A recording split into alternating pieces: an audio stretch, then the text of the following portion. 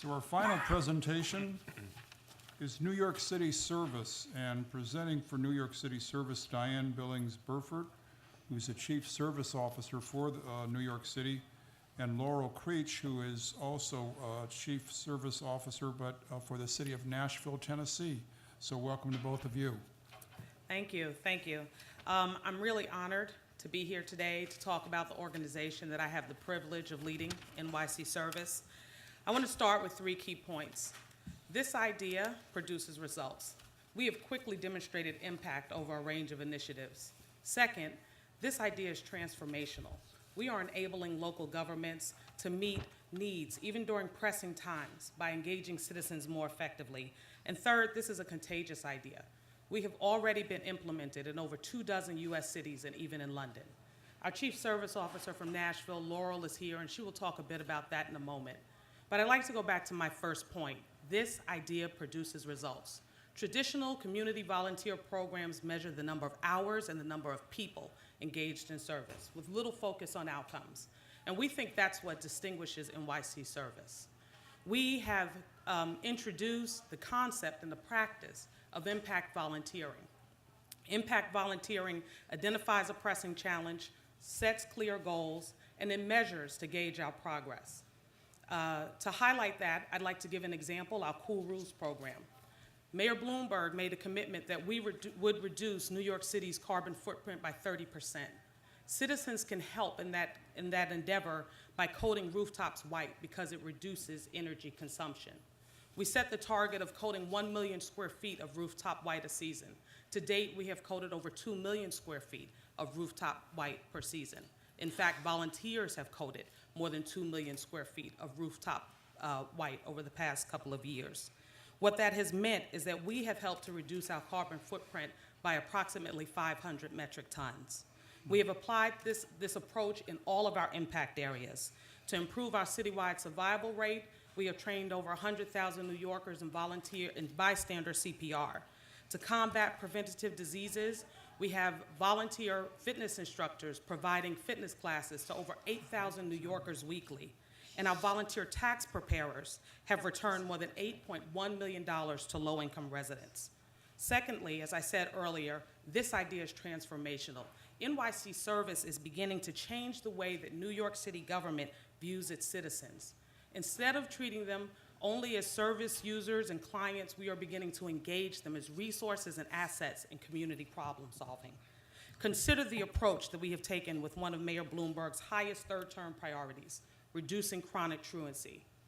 We were brought in at the earliest stages of planning and asked the question, how can citizens participate in helping us to overcome this challenge? Applying the impact volunteering model, we helped to develop the Success Mentors program, in which trained mentors are partnered with a docket of chronically absent students. And they work together to improve attendance and improve educational achievement. This citizen service component is crucial, and it has helped us to drive towards quick results in our last school year. NYC Service has challenged bureaucrats, who we don't think that's a bad term, those are our peers, to think differently.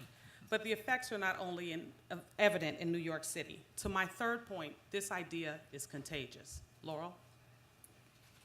Thank you, Diane. The NYC Service model is transferable, as it provides a flexible framework that adapts to local needs and political priorities. Using the process that NYC Service pioneered, my city, Nashville, Tennessee, also launched our own service plan called Impact Nashville. In May 2010, my city endured a flood of historic proportions, and it actually caused over $2.5 billion in damages. To power our recovery and restoration efforts, our Mayor Carl Dean, turned to citizen service. Using volunteers, we strategically planted shade trees, 800 shade trees and 100 rain gardens to reduce stormwater buildup. We used volunteers to remove 65 tons of debris, clearing 21 miles of waterways. And we further used volunteers engaged into conduct energy retrofits in homes as we rebuilt them from the flood, reducing the average energy consumption by 30%. This model is significant. It is powerful and it works. I can tell you that firsthand from being in the Emergency Communications Center from the flood and also debunking homes with thousands and thousands and thousands of volunteers in that May of 2010 flood. Over 30 mayors across the country have either hired a chief service officer or they've launched their own impact service plan, and more are doing so every month. In fact, my sister city, Memphis, has called on Nashville for advice on how to do impact volunteerism, and they launched their own plan in this past August. Diane? In an era where governments must do more with less, we think that we've identified a resource in abundance, citizen service. Thank you so much. You know, I'm ecumenical between all the projects, but great presentation. Thank you. I have to say that. So questions? I was curious, I think it's a really impressive project, and I'm just blown away by what you've done. So, but I was wondering how you changed a volunteerism from being how nice it is to volunteer to saying you're going to make a difference, and how you set up the program to do that, and how you got buy-in from, as you call them, the bureaucrats in the city. Right.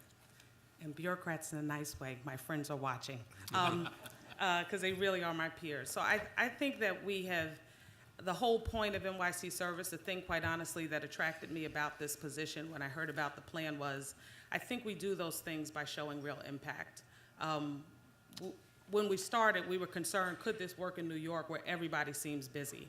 And one thing that I have learned is New Yorkers will give you their time and they will give you your talent to use. They will not give it to you to waste. And so I think that we have managed to do that because we make sure that our initiatives are able to have and to show some type of impact. I think the same goes for my peers, the other agency heads.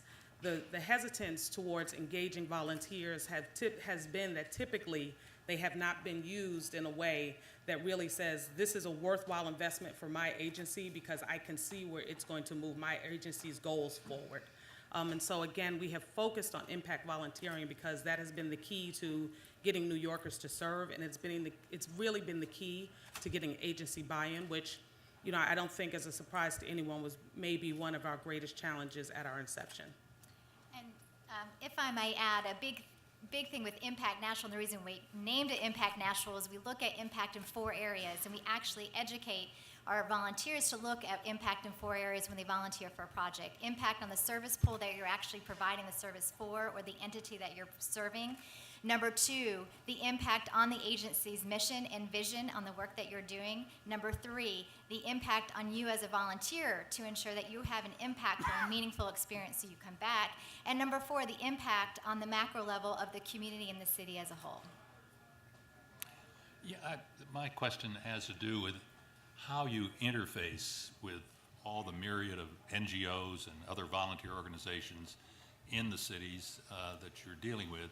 Is there tension there? Do they feel competitive, or do you feel, are you constrained in any way by the fact that they are out there, or do you cooperate with them in all respects? We work to cooperate with them in all respects. We think the strength of NYC Service is that we serve as a convener for many of these organizations, and we hope that we are building their capacity to do what they do better. I think our success mentors that I mentioned earlier is a great example. When the mayor said he wanted to reduce chronic truancy, there's a great organization I happen to have worked for before, City Year. And City Year had begun to say, we're going to use volunteerism to improve schools. And so someone inside of City Hall asked me that question, Diane, how do we engage students in reducing chronic truancy? And actually they said, and I think I need 50 of your core members, because one of my initiatives is the NYC Civic Corps.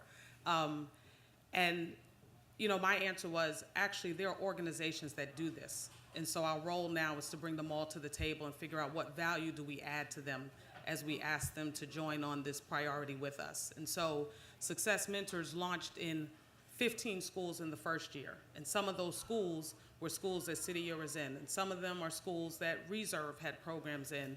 And so we sat with the organizations and said, what could we do to add value to what you do and to further your goal if you were able to come to the table and help us to combat this very clear problem? And in that instance, some of it was access to information. Many organizations want to be able to show their impact, but they can't access information to do that. And so as a government entity, we're able to facilitate that process. Some of it was introductions to principals, so they can cut down on some of their overhead because they're not spending as much money on outreach. And so I don't think that we have felt the tension because we work very hard to make sure that we're actually not replicating efforts, but supporting efforts and helping to build their capacity and make them sustainable. How, yeah, go ahead. Oh, I was just going to add, so take it down to the south. Nashville, Tennessee has one of the largest concentrations of nonprofits and agencies in almost all of the country. And so we had that challenge of figuring out how we work with all these disparate agencies. And we actually came up with an award system called Excellence in Volunteer Engagement that our mayor launched, which actually provides the tools and effectiveness to actually manage volunteers well.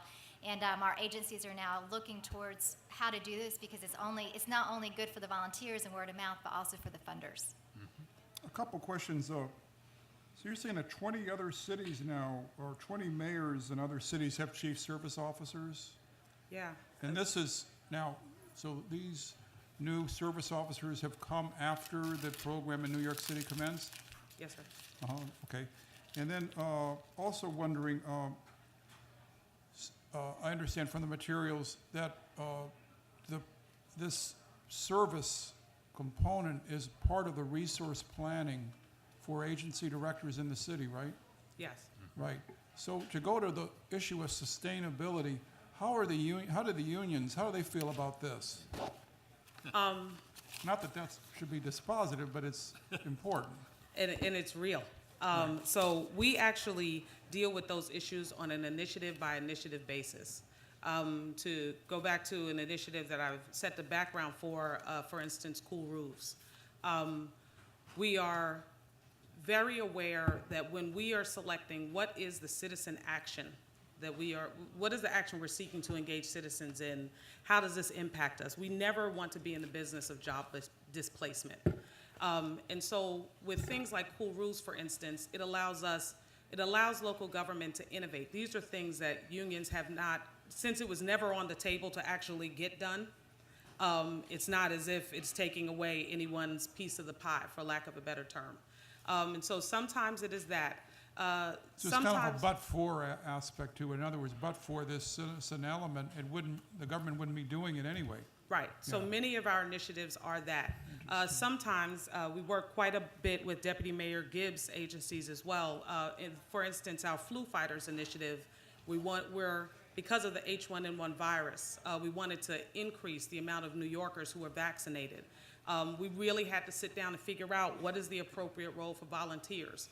We actually came to the point where there were 4 volunteer roles that were quite appropriate and would help us to reach our goals, but one of them was not to actually administer the vaccination, even though we had doctors and nurses that wanted to volunteer. So it is constantly a question that we deal with. I think it is one of the benefits of this being a government innovation. I think some of this work happens, a local government innovation. I think some of this work happens on the federal level and the state level, and a lot in the not-for-profit arena.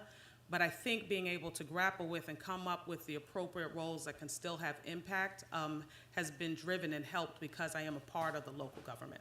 You find that in New York City and the other cities across the country that you're able to navigate the necessary church-state line network that's working well? We haven't had a problem with that. Yeah. Okay.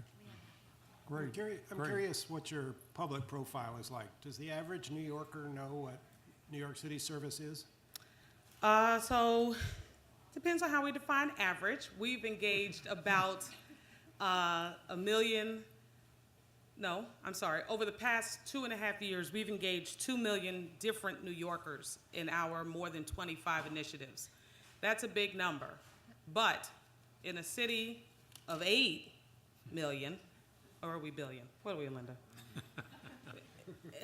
It's probably not average. So I think our range is growing and growing and growing. I tell people I think a third of my job is being a cheerleader, so I can get to the point where someone can ask that question and I can just say yes. We've hit an average. But I think in a space like New York where our market is saturated with a lot of messages, we have not hit the on average point yet. Do you market the program? In our inception, in our launch, we spent money in marketing. I spend a lot less money in marketing now, and we've increased our kind of social media presence. We probably could spend some more money on marketing. A nice award would help towards that. Thank you. Thank you. That's going to have to do it. I want to thank all of our presenters. Give them a big hand.